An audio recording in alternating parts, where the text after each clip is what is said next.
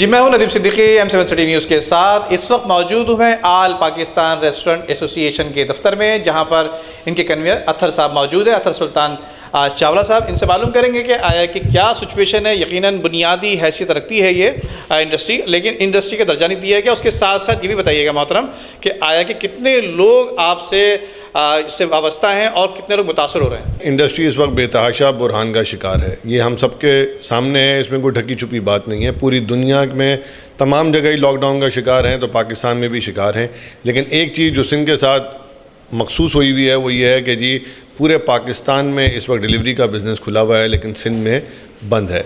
हमने हमेशा ये कहा है कि हम गवर्नमेंट का हमने हमेशा इसमें साथ दिया है कि जी 14 तारीख तक जो गवर्नमेंट ने अनाउंस किया है, हम गवर्नमेंट के साथ खड़े हुए हैं, इस उम्मीद के साथ इंशाअल्लाह कि जब 15 तारीख का सूरज रोशन होगा तो हमारा काम भी और हमारी दुकानें भी खुल जाएंगी। पाकिस्तान भर में तकरीबन कोई 1 लाख के करीब इस वक्त रेस्टोरेंट्स हैं, छोटे बड़े मिलाकर, और इसमें 20 से 22 लाख लोग मिनिमम काम करते हैं। तो आप ये समझ लीजिए ये 20-22 लाख घराने हैं जिनकी हम बात कर रहे हैं। इस वक्त लोगों के पास ना तनख्वाह देने के पैसे हैं, मार्च की तनख्वाहें नहीं दे पाई, ना ही जो है वो उनके पास इस वक्त किराए के पैसे हैं, ना ही बिजली गैस के पैसे हैं, और टैक्स तो बहुत दूर की बात। हमारा जो है वो गवर्नमेंट से हमने बेतहाशा हमेशा ये दरख्वास्त की है कि हमें इसमें रिलीफ़ दिया जाए कि हमें जो है वो हमारी जो बिजली के बिल हैं उनको मौखर किया जाए और अगले 3 महीने के लिए माफ़ किया जाए तमाम यूटिलिटीज़ के बिल को। सेल्स टैक्स को कम से कम अगले 1 साल के लिए जो है वो ख़त्म किया जाए,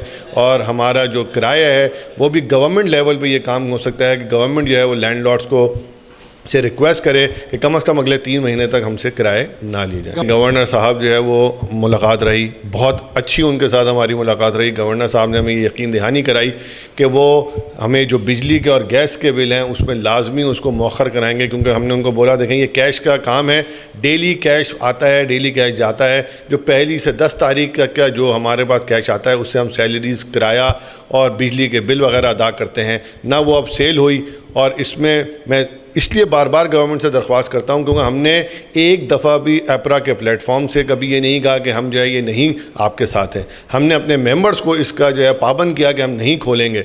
अब मेंबर्स बार बार हमें कहते हैं जब हमने पाबंदी का वो किया है अपना, उस पर हम कायम रहे हैं, तो हमें भी तो गवर्नमेंट सपोर्ट करे, गवर्नमेंट हमारे बिलों को कम से कम माफ़ करे, सपोर्ट करे, नहीं तो जो है इस वक्त हम नहीं दे पाएंगे। ये थे अत्तर सुल्तान चावला साहब जो कि बता रहे थे कि यकीनन इंडस्ट्री, रेस्टोरेंट इंडस्ट्री जो है पूरे मुल्क से ये इंडस्ट्री जो है 1 अरब से ज़ायद कमा कर देती है, लेकिन इसको बेहाल जो है छोड़ा गया है। इनका मुतालबा है कि ख़ासतौर पर जिस तरह से पूरे मुल्क में सिवाय सिंध के जिस तरह टेक अवे का सिलसिला शुरू किया गया है कि रेस्टोरेंट तो खुले हुए हैं, लेकिन अपने घरों पर ले जाकर चीज़ों को इस्तेमाल करना, इस चीज़ों को खाने के लिए, खाने पीने की जो अशिया हैं इनको बेहतर तौर पर इस्तेमाल करने के लिए ये इजाज़त ज़रूर दी जाए।